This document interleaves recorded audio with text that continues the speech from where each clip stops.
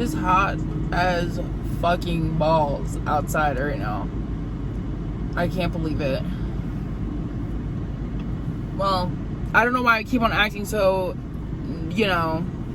amazed by the fucking weather.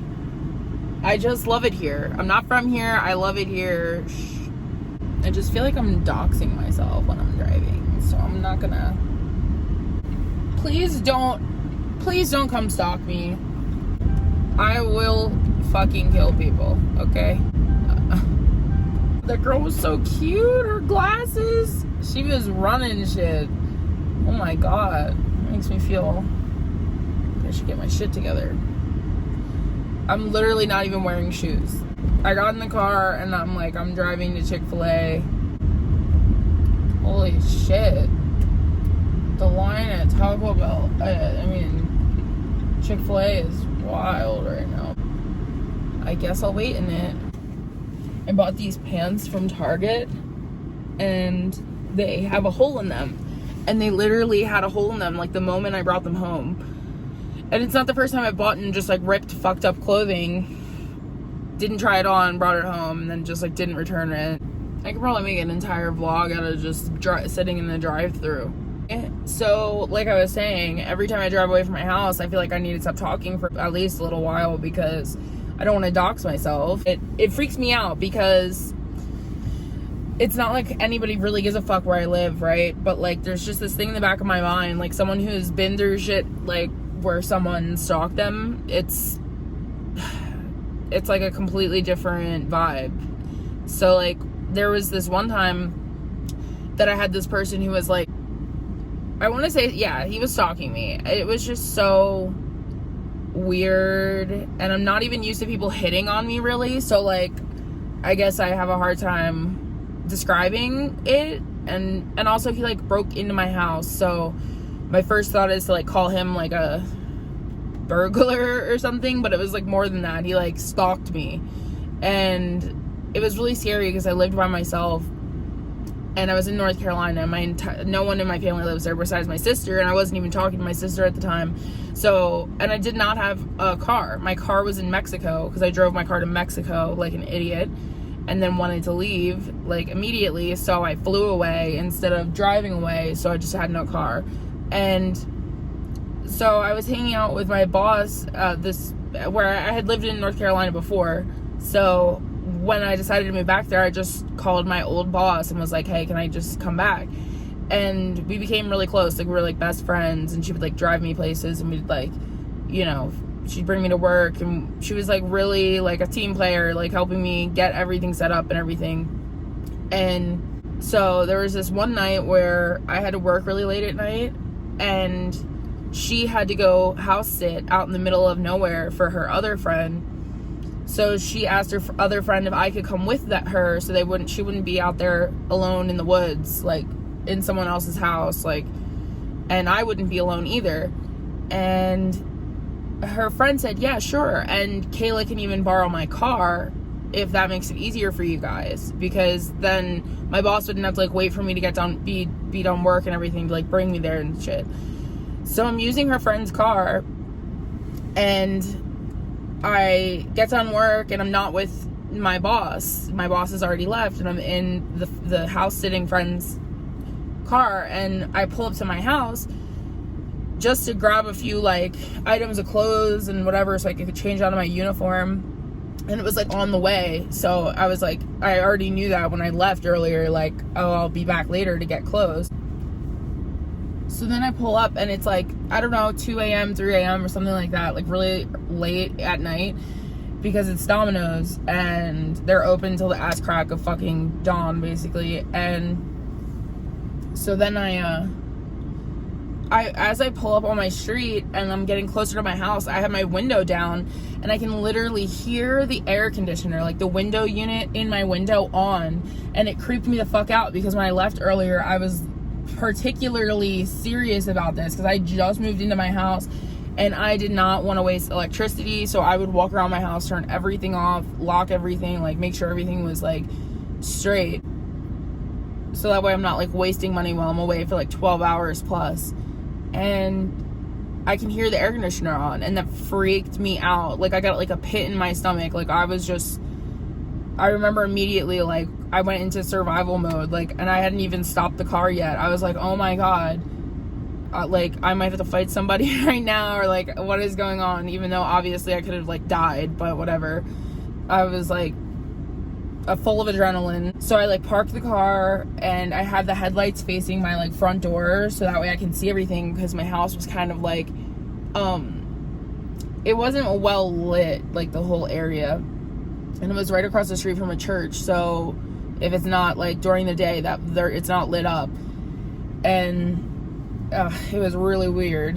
And so I went to my front door, and I like, it's locked still, so I'm like, that's weird, you know. But I noticed, and I had already brought this up to my landlord, that there's like this weird little piece, like it's like as if someone had like kicked in the door at one point. Hold on, I'm gonna have to place my order here in a second. Kayla? What is this, the Cloudberry Sunjoy? I'm sorry.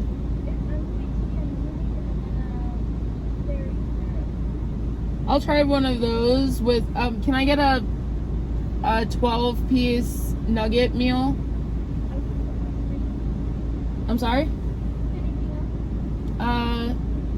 Just the nuggets and the, as the meal with the drink and a large fry. Anything else? That's it. Anything else? Can I have ranch and buffalo? Thank you. I was probably the most annoying customer ever just there. I feel like I knew I should have said the thing about the sauce and shit. I don't know. I'm all thinking about my stalker. I'm like, freak out. So, where was I? Oh yeah, so then I'm like going like full like CSI mode, like what you've seen in the TV shows where they're all like this, like at the corners. I'm like outside of my house looking into the windows, because I was afraid that like, I was like, I know for a fact someone's been in there. My phone overheated. That's how fucking hot it is, because my phone was in the holder on the dashboard.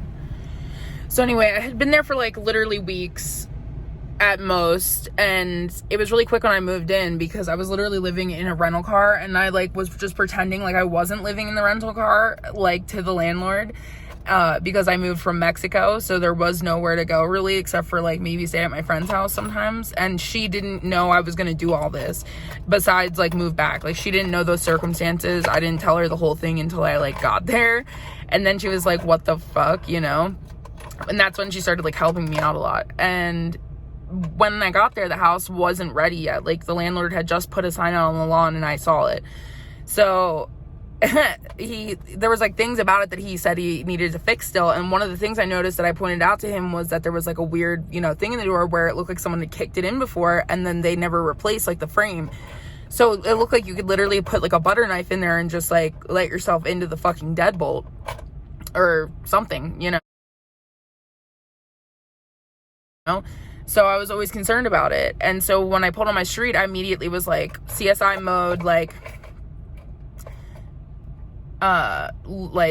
looking around, looking in the windows with a flashlight, like had the high beams on the door, and I like didn't want to walk in and unlock the door if there were people in there. So that's why I was looking first. And so then finally, like, I decided to like enter, and I like push the door open, and I see like things are out of place, but I hadn't really taken like an inventory yet because I was still like panicking, like, is someone still in here? So that's when it's a weird angle, but okay. That's when I went to check both the bedroom doors, and my bedroom door was locked, and I lived alone. Why would my bedroom door be shut, let alone locked?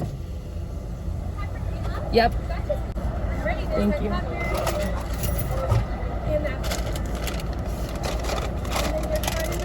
Thanks. Have a good one.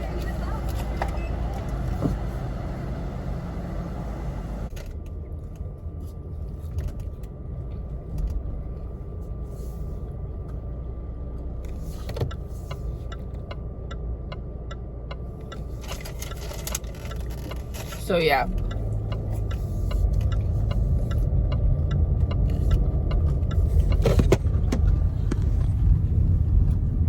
that's when I realized my bedroom door was open, which makes no sense. I mean, locked. So I kicked it and it opened. It was a really cheap, one of those like shitty doors you can get at like Lowe's for like fucking $20. That's like hollow. And it like literally just opened. So then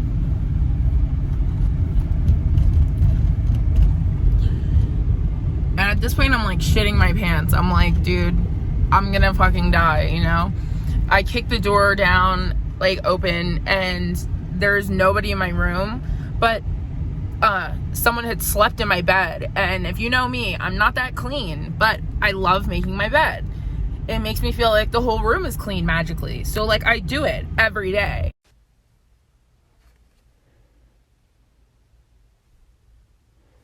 And so I could smell this horrid stench of a fucking smell. And it was so gross.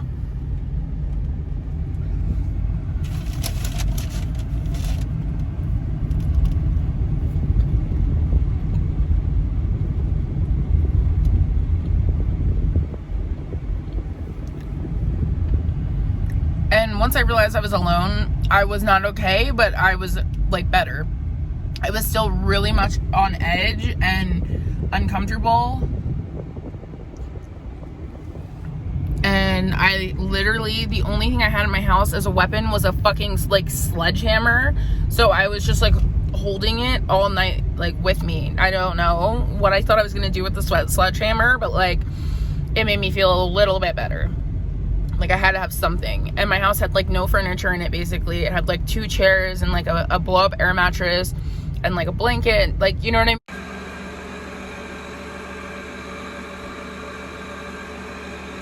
mean? So it's not like I have that much shit, but I could tell that it had been like someone had been there. And I had a camera in there and that was missing, and my change jug was missing. So I know someone was in there just living it up. Oh, and they also had taken my bong and my grinder out of a box. Like I had a box full of my items and they just literally took it out and were using it. And it was in a box. Like I had just moved there, I had no money, and there's no, like, I did not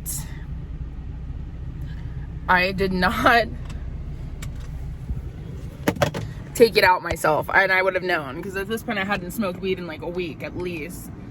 So I'm like, I know for a fact that that's just bullshit.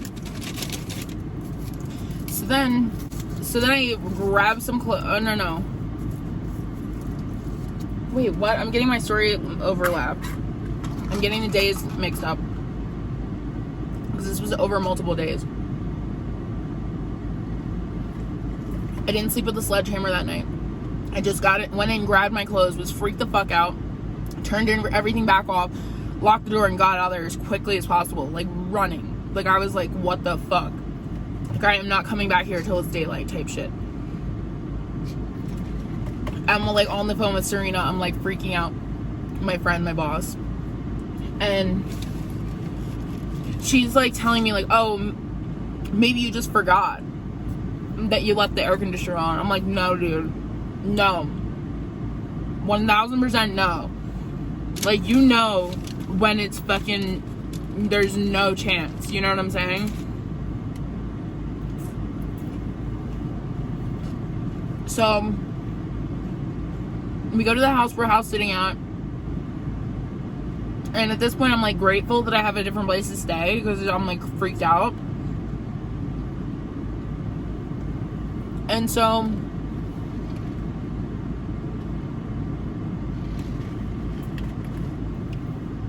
the next day I go to work. I drop the car off to the house sitting friend, and then I go home. And at this point I'm freaked the fuck out, because I have no car and I have to be at this house that I know someone totally just broke into. And I'm like, the whole time I'm like thinking about it. And there was like this one day where there was this guy that came out of my neighbor's house that I'd never seen before and like never saw again. It was just like, and he was all by himself, and it was weird. And he came over to me, and it was like dark outside. It wasn't as late as the other times, maybe like 12 or 1. but I'm still all by myself, and he's like in the dark, like, because like I said, there's no light there, and he's saying like shit to me like, hey baby girl, you like dark chocolate or something, but I didn't know what he was saying because I literally can't hear. So I just kept saying like, what are you saying? And he's like getting closer and closer, and sure, my dad wants me to check the mailbox, so I'll do that. But so there was this guy, and he's like getting closer and closer to me because I'm saying like, I don't know what you're saying, and I have no way to get out of the situation, so I'm not gonna be like, oh, like, don't talk to me, like, weird, do you know what I mean? Like, it's just a person trying to talk to me, and it was weird vibes, but he hadn't done anything wrong at this point, so like I just was like, oh, okay. And so he's like, would you like dark chocolate, like, baby girl? And I was like, what? And he said it again, and he's getting closer, and this time I hear him, and I'm like, oh shit, like, this guy's fucking hitting on me, I think. And I'm like, I forget what I said. I was just like,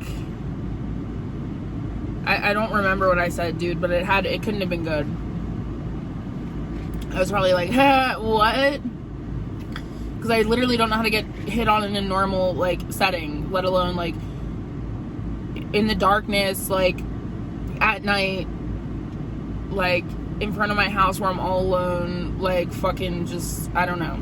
So then he's like right in front of me, and he's just like, give me, he's like, text me or something. I'm like, okay. And because like, this isn't the first time I've been in like a weird situation with somebody, and usually I can get out of it if I just pretend like everything's okay to a certain extent, but like try to get out of it as soon as possible. So I just was like, oh, okay, sure, like, I'll text you or something. And he's just like, no, like, you text me on your phone right now. And he's like watching me, so I'm like, should I like, I didn't know how to get out of it. Like, that's the end of it. Like, I didn't know how to get out of it, so I'm just like, okay. And I'm like typing the number in, and I like hit save and thought that would be enough. He's like, no, like, text me right now. I'm like, okay. So now he has my fucking phone number, he knows where I fucking live. And so then I never heard from him again, and maybe a couple days later is when this whole thing happens where someone was in my house, right? So I get my clothes, I go home, that's that day. Then the next day I come home, and I don't have my friend's car anymore. So then I